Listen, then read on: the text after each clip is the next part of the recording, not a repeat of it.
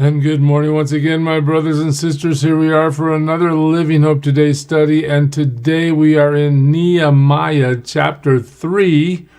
You know, sometimes the Bible presents us with lists, name after name after name, what they did, where they did it, name after name after name.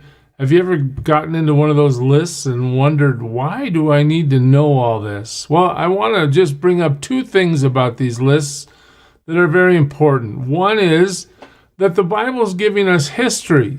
These are real people that lived in their day and accomplished whatever it was they accomplished, but we're not talking about some mystical writing. We're talking about this guy did this thing in this place, history. This lends credence, helps us understand that the Bible is stating true facts that are helping us understand that it's history that the Bible is recording. Okay, well, that's one thing. But another thing to understand about these lists that I think is really fascinating and should be of great comfort to us is that you count. What you do in your life following Jesus Christ, it matters to God. Think about all these names that are recorded for doing these things. In today's example will be rebuilding the wall in Jerusalem, but these guys get names. They get told, here, I remember that you did it, and you did this thing in this place. You know, we serve the same God. He's the same yesterday, today, and forever. He's remembering what you do. He knows you by name. He's put you in this world to accomplish his purpose. He's prepared good works in advance for you to do. He knows you. And so today we're going to look at the fact that God knows a bunch of guys here in Nehemiah 3 that did some work. They're all named. And I believe they're all precious to God as well. Listen to this. Eliashib, the high priest. All right, now we get a guy, his name and his title. And his fellow priests, they went to work and they rebuilt the sheep gate. Okay, they dedicated it and set its doors in place, building as far as the Tower of the 100, which they dedicated, and as far as the Tower of Hananel. The men of Jericho, here's some more guys. The men of Jericho built the adjoining section. Zakur, now we get a real name. Zakur, son of Imri, built next to them. All right, the fish gate was rebuilt by so I'm not sure exactly how to identify all these in my study, the Bible program I use and the history that I researched. They can't really tell you for absolute certainty where these places are. If you know where they are exactly, send me the map. That will help me. But the fish gate was rebuilt by the sons of Hasenah. Okay? Again, a real name, a real person, somebody that counts enough to God to be recorded for eternity for what they did. They laid its beams and put its doors and bolts and bars in place. Miramoth, son of Uriah, the son of Hakaz, repaired the next section next to him. Meshullam, son of Berechiah, the son of Meshezabel, made repairs, and next to Zadok, son of Baanan, also made repairs. Names and what they did. The next section was repaired by the men of Tekoa, but their nobles, notably, listen to this, their nobles would not put their shoulders to the work under their supervisors. Oh, okay, so the nobles say, you guys take care of it. We're busy. We're not going to get involved. Wow. Jeshanah Gate, the Jeshanah Gate was repaired by who? Joiada, the son of Baseah, and Meshullam. Again, that's his second mention. Can't even talk. Son of Besodiah. They laid its beams, and they put its doors and bolts and bars in place. Again, it's precious to God. Next to them, repairs were made by men from Gibeon and men from Mizpah, Melatiah of Gibeon and Jaden of Meronoth. place is under the authority of the governor of Trans-Euphrates. I just want you to understand that there's a huge expanse of land between where Nehemiah begins and in Jerusalem, and this is the area known as Trans-Euphrates. Okay, there are people ruling in that area. That's why, as you remember from chapter 2, Nehemiah asked for letters to say, let these people know we're coming from the king so that we have safety when we travel. All right, so here they're mentioned. These guys come to help build the wall. Uziel, son of Hariah, one of the goldsmiths, repaired the next section. Hananiah, one of the perfume makers, made repairs to that.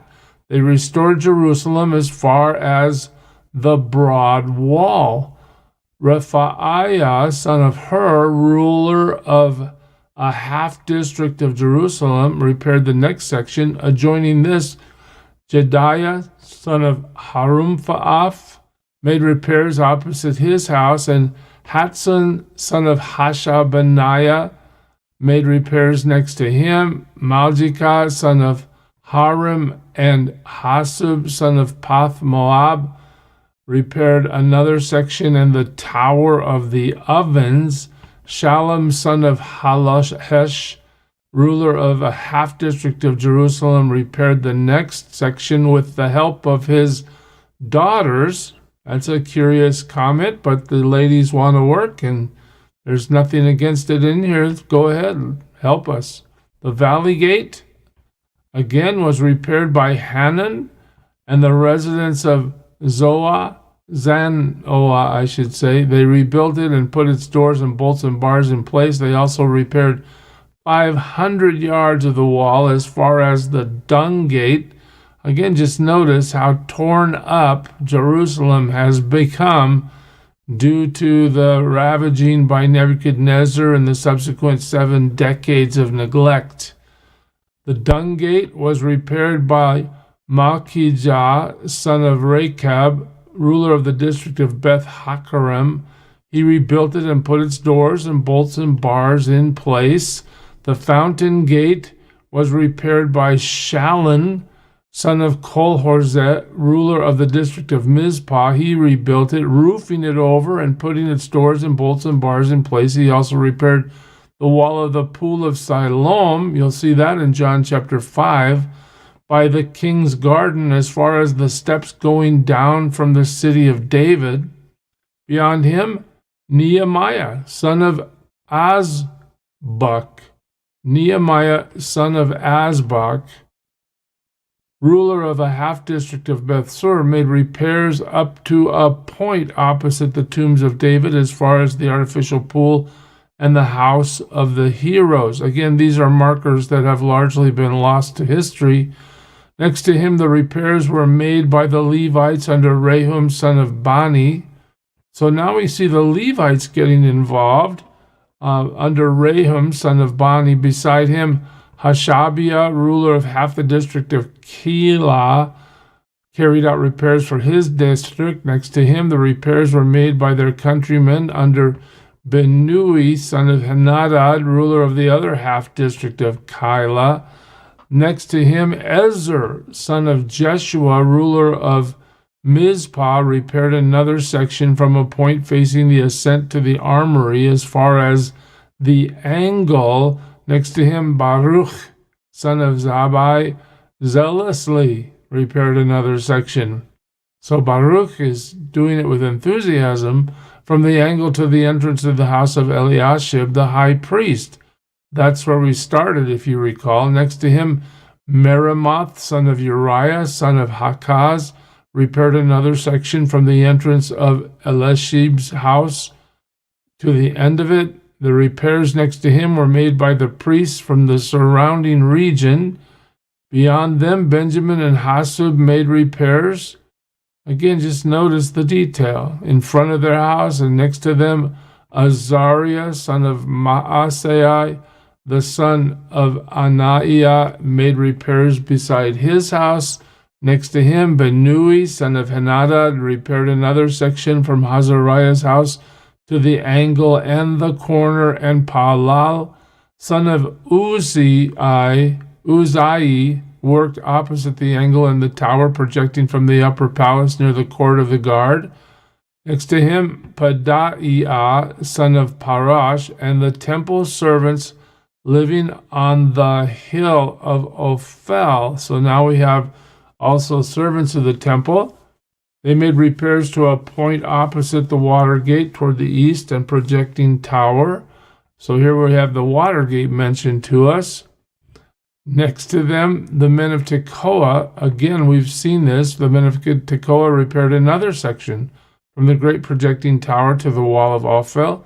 And the horse gate, the priests made above the horse gate, the priests made repairs, each in front of his own house. Next to them, again, Zadok, son of Immer, made repairs opposite his house. Next to him, Shemaiah, son of Jeconiah, the guard of the east gate, made repairs. And Hananiah, son of Shelemiah, and Hanan, the sixth son of Zalaph, repaired another section.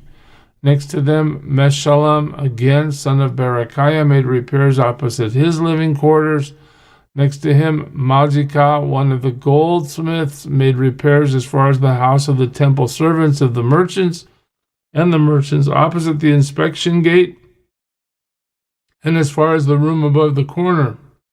And between the room above the corner and the sheep gate, the goldsmiths and the merchants made repairs. Hey, guess what? That's the end of Nehemiah 3. So what did we learn? Well, we're basically taking a tour around the whole campus of Jerusalem. We're basically listening to the various landmarks mentioned as we go around. And we're also identifying the people that did the work, at least those that God mentioned in this passage. Again, when you do something for God, and God, you just need to understand, God is making note of our actions. These guys are working exactly as God has called them to work. The king has approved the rebuilding of the temple, the rebuilding of the wall, and these workers are being acknowledged for their efforts. Just know that the Bible talks about the reward that God gives to his people as they carry out his will according to the power of his Spirit. God's paying attention to you today. And as you do what he wants you to do, he'll make note of everything that happens. He recorded it with the building of the wall in Jerusalem. He's recording it in your life today as well. Mine too. God bless you, church. Serve him well today. Who is it who for sinners shed his blood, and now for cleansing all can plunge beneath that flood? It's Jesus. But do you know who he is?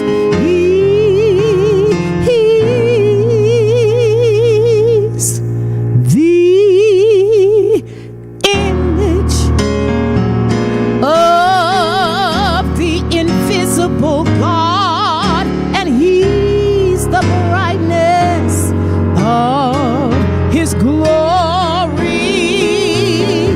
the first, the last, the future, the past. He is God.